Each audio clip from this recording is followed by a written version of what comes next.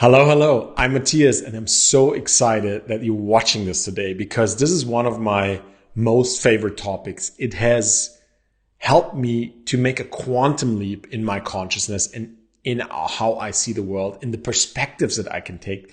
And it has helped so many people already that I've talked to, but also that I know of in this world, really claim the boldest, biggest leadership that they can, because now all of a sudden they have a map, and we're going to talk about this map. They have a map to navigate the world in a way that with all this chaos, with the complexity, with the information overload, but also the problems and challenges that we have in our own lives, this is a map that will help you navigate towards the sea and not end up in a swamp.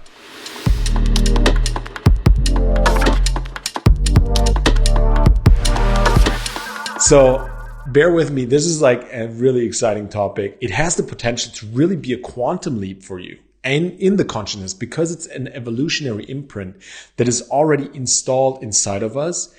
It just oftentimes, when we don't have this integral thinking, and we're going to talk about integral thinking today, integral life, integral theory, and about the levels of consciousness that we as humans developmentally go through.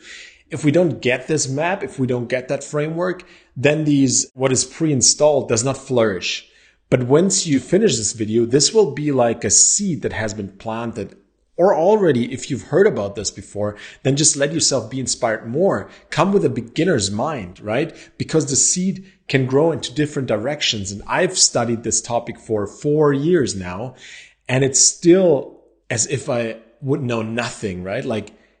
I'm still discovering so many new things, and I'm seeing different aspects. And when we can really embody an integral way of life and these levels of consciousness, then we can really embody that. And the question is always, how embodied are you in these practices? I don't care about how much you know about them.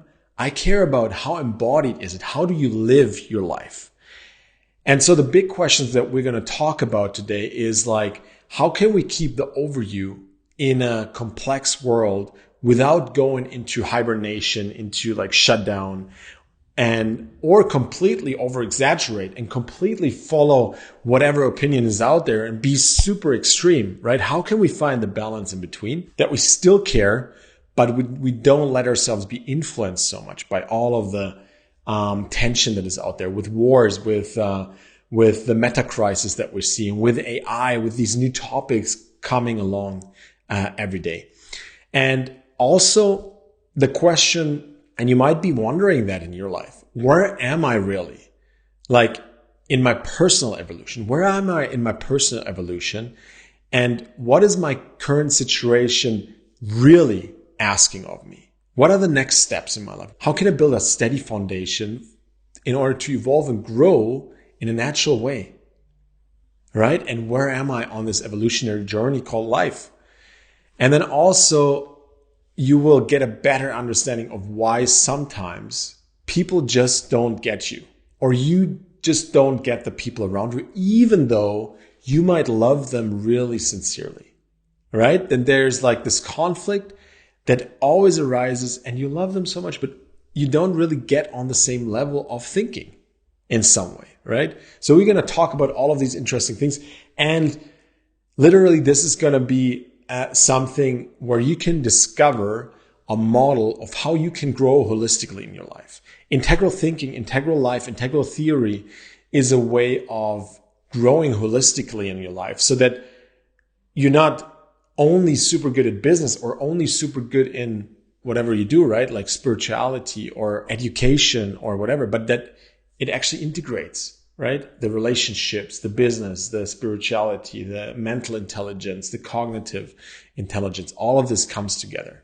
So I'm very excited. And maybe you know this Arabic fable of a grandiose emperor, and he had wise men. He had advisors in his life, and he wanted to see which of these advisors is actually the wisest, that he can trust the most, that is the smartest, the most intelligent.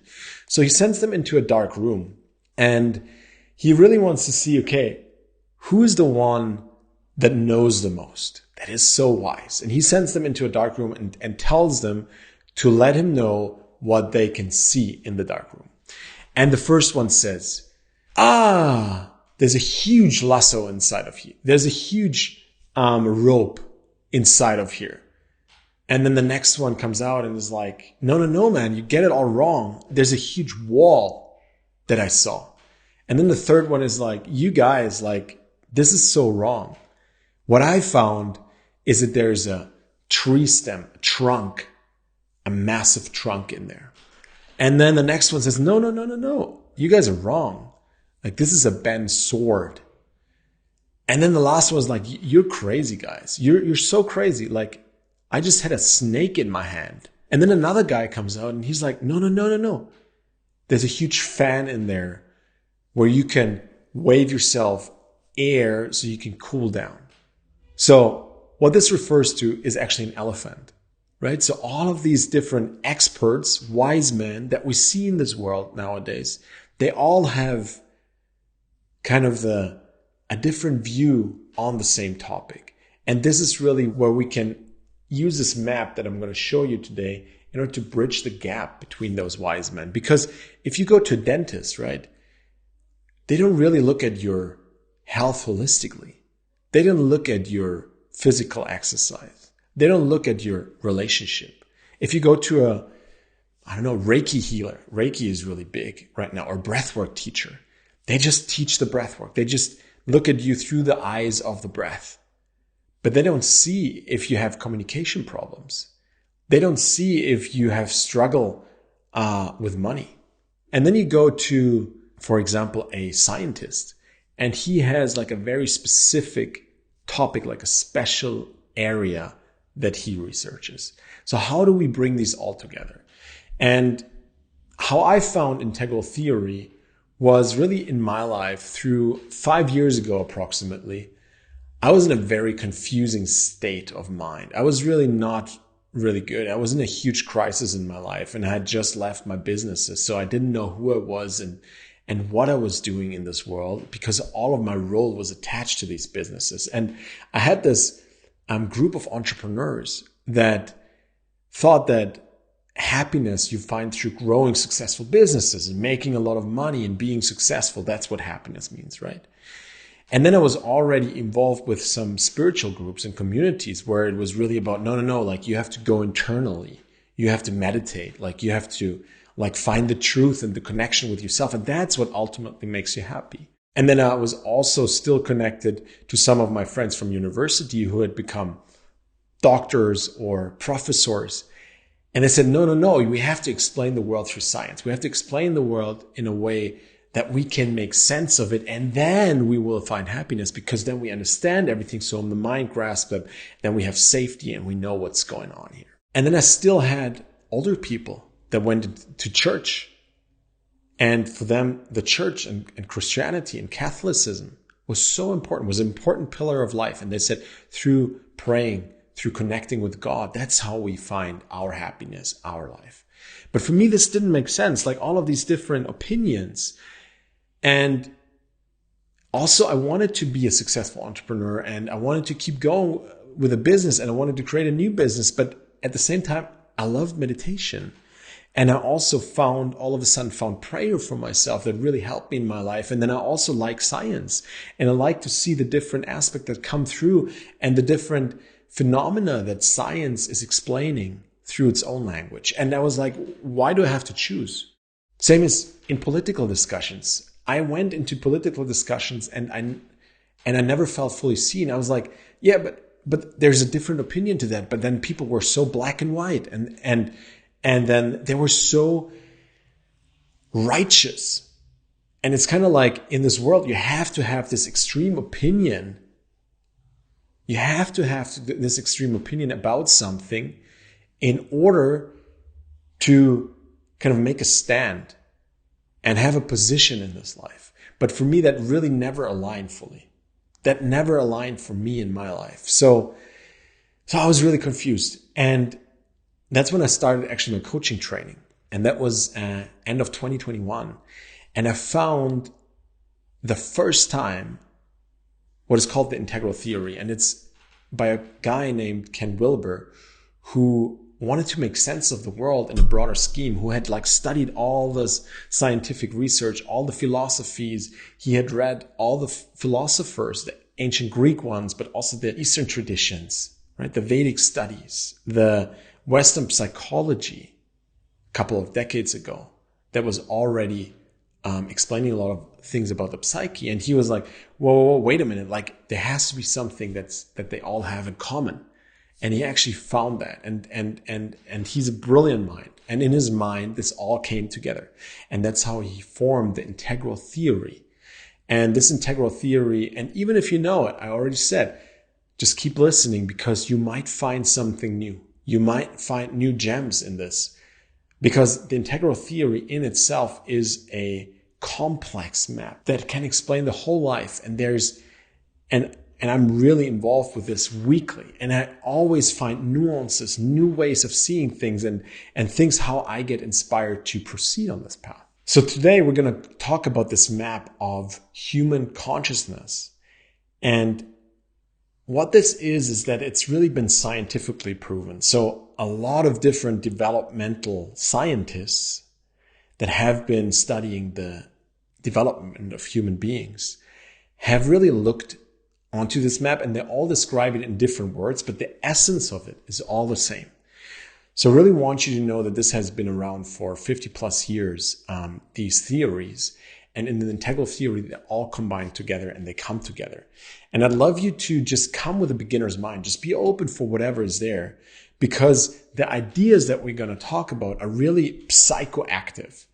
And even though if maybe you might not grasp anything right away, but this is like a matrix for your mind, where you can then over time integrate the different learnings, the different things that you realize about the world, the different insights that you have in your own life, and they will kind of like come into this map from different angles. This means you will receive maps, frameworks, concepts, so that you can just live a more easeful life, a life where all of a sudden you can create a business that is good for the world and that makes profit at the same time, right? Because these two often don't go together in the current understanding of society. But actually there is something that's way more expansive, way more elevated in thinking. And that's what we're going to talk about. And in order to fully grasp what we're going to talk about today, I would love you to activate your expansion mindset. So what is an expansion mindset? You might have heard of the growth mindset, which is individuals who believe that their strength, their talents, and their gifts are actually shapeable, that you can open yourself up, you can learn, you can grow, you can evolve, actually by putting in the work, by strategies, and by also input from others.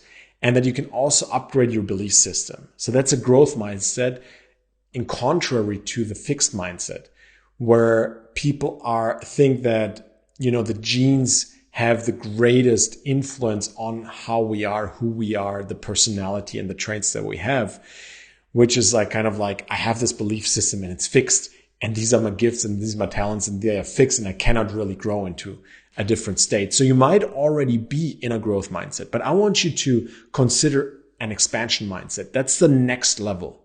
And an expansion mindset does not only include believing and living and experiencing that you can actually grow and evolve your talents and everything that you do, that you're actually a dynamic being that can put into your brain and repattern your conditions, and that you can create new uplifting, elevating beliefs, but that you actually also, by doing so, first of all, influence others. And by seeing them in their highest version, in their most dynamic version, in their most evolved version, you help them to grow, right? This is the second part of the expansion mindset, that you influence others by how you see them. And then the third kind of pillar of the expansion mindset is that you also, by claiming your own growth, by claiming your own expansion, you contribute to the collective, how the world is unfolding. All right. So can we count on your expansion mindset today? I hope it's a full yes. I hope it's a full fuck yes. And I'd love you to listen very closely, to open your mind and to let your heart listen too. So just like breathe into your heart. Just breathe into your heart a few times and let your heart listen as well, because this is really going to be a topic that you can grasp through the mind, but you can also grasp so much more through the heart and really understand this connection, the body-mind connection through this. We have the possibility to really come into what I call a guardian consciousness with this. So when we integrate all of the teachings, the maps, and the frameworks of integral theory, then we have this guardian consciousness, and we don't think, I'm a protector of life and I want to see the world flourish and these thoughts and ideas, and we follow these thoughts and ideas. No, we embody the guardian consciousness. We have them, we integrate them into our lives because they are actually the consciousness from which we operate, because they're a natural evolutionary state in our minds, in our heart minds that we can go to. And this guardian consciousness is so necessary for the world because we see so much tension, we see so much conflict, we see wars, we see people fighting all the time.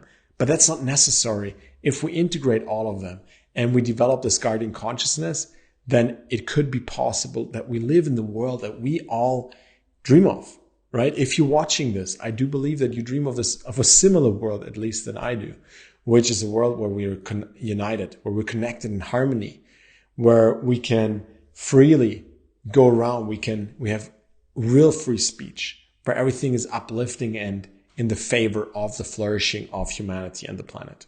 So what does it actually understand to unfold your potential or to step fully into your potential?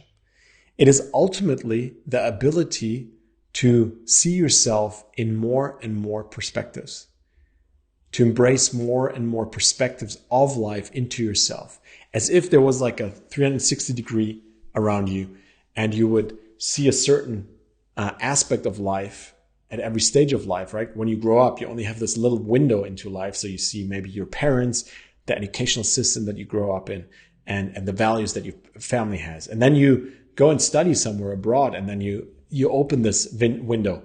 And the more and more perspectives you can embrace in your life, the more and more whole your view gets. And that's what actually unfolding your full potential means. So integral is really about unfolding your potential, because integral means lacking nothing essential. It also means composed of constituent parts, so that all of these parts come together, right? That we can create a holistic picture, that we don't have to choose between what I said before, creating a business that makes profit and social impact, that we don't have to choose between our spiritual network and community and the entrepreneur community and maybe the snowboarders or the skiers that always go to the mountains. No, we can integrate them all into a whole new level of being. And also integral means draw together, like draw things together. And it really, as I said before, like it opened my worldview so much. And it's like, it just hit me, like it just hits you. And then you wake up and it's like, wow, this is amazing. And there are people who stand in front of each other and they don't see themselves. That was what we're seeing right now in politics all the time. They're like completely communicating on different levels. They're completely communicating left and right from each other, and they cannot shake hands because they cannot integrate the other person's perspective into their own worldview. And that's why we so desperately need this new, more complex level of thinking. And I hope that like the seeds here that we're planting are flourishing in your life so that you can integrate this, so you can live a more happy, a more harmonious life, a more easeful life, a life where all of these things come together and you don't have to be drawn between being different personalities, but you can be one stable, fully developed human being while at the same time being fully connected to other beings and to the world itself. And it's really about where you stand in your life. Where are other people? How can you lead better? From a leadership perspective, where are the employees at, right? Like, where are they in their worldview? Where are they in their thinking? And then you can lead better. You can better communicate with them, and you can actually integrate their worldview and communicate from that level. And what I really want to introduce here today is what integral theory Ken Wilber describes as AQUAL, which is a short version, abbreviation for all quadrants, all levels, all lines, all states, and all types. And today we're only going to focus on the quadrants. And these quadrants you can see here in the picture, are divided into 4 quadrants, this one big quadrant. And on the top, we have the 2 individual quadrants, and on the bottom, the 2 collective quadrants, meaning the upper is really about individualistic perception, and the lower one is about collective perception. And then on the left, we have the interior. So what is going on internally, right? Or in the collective internally. And then exterior is really about how can I measure this stuff? How can I measure the things? Like, what is the measurement of my health, the nutrition, and then collectively, what systems do we live in? So I already touched a little bit on the quadrants, but I want to go a little bit deeper. So the upper left, the interior individual quadrant, is really about my feelings, like about psychology, like where do I come from? How do I feel because of that? What are the patterns that I have in my life? It's about the mind. It's really about emotional states. How do I feel when I go to work? How do I feel when I'm at home with my spouse? This is the interior individual. And then we have on the right, on the upper right, we have the individual exterior, which is all about science. It's about the physical body. It's about, okay, I want to gain muscle. Like, what nutrition do I have to put into my system, right, in order to gain that muscle? How often do I go to the gym? What's my weight? What are my biomarkers? All of that are exterior individual. And then we have the interior collective. And this is really about shared meaning. Like, what do we as a society have as meanings, as well, values? The group, why am I relating to this group of people, to this network of people in the way that I relate to them? How am I seen by them? How do I see them? How do I see others? It's really about relationships, about norms as well, about ethics in society. And then the lower right, it's the interobjective, the it's. And this is really about systems, networks themselves. What kind of political environment do we live in? What is the technology that we use? What is the natural environment? Like, how is the environment shaped? What's the weather like? And all of this. So we can see all of life always through these 4 quadrants. You can try it out. You can check, for example, in with your relationship, your partnership, or your family. How do you feel about your children? How do you feel about your wife? Like, what dynamics are there? So how do you feel about them is the upper left. Then what dynamics are there? What meaning and values do you share with them is the lower left. And then the upper right is, for example, what food do you eat daily? What do you guys cook, right? Who does what sports? The upper right. And then the lower right, the intersubjective, is about really, what are you as a family? Like, what's your contribution to the society in a way, right? Like, who are you as a family? Like, what do you represent? What is also the religion maybe that you follow? What are the belief systems that you have as a family? These are the quadrants. An important thing to say is that there are different fuels for the different quadrants. So the upper left quadrant is really fueled by safety, by attunement. So when you feel safe, when you feel attuned to, when you feel cared for, then this upper quadrant, like, how do I feel? What's inside of me? What's my psychology like? What's my patterns like? Can really flourish, and you can dive deep with yourself. You can connect with yourself in a meaningful way. Whereas the upper right, the it quadrant, is really about air, water, food, sleep. Like, these are the fuels that this quadrant needs in order to survive in a way, right? And then the lower left, the we quadrant, really fuels on trust, on shared meaning. And then the lower right is about labor, about energy. It depends on time in order to survive. So every aspect of life, we can go through these 4 phases. And what we see a lot in the Western world, in Europe, in America, is that a lot of the people trade not only the fuels, but the whole upper left quadrant for the other ones. An example, when I left my companies, I was complete meaningless. I didn't have a connection to myself. I didn't know who I was beyond the role in my company, because I had not created a connection with myself in a sense that was like, okay, these are the emotions that I have. I couldn't navigate through my internal compass. but I was always looking on the outside for the role. Like I was the party entrepreneur, for example, right? Or I was the DJ in some form, right? And I was so connected to that role that I didn't know who I was when this wasn't there anymore, all of a sudden.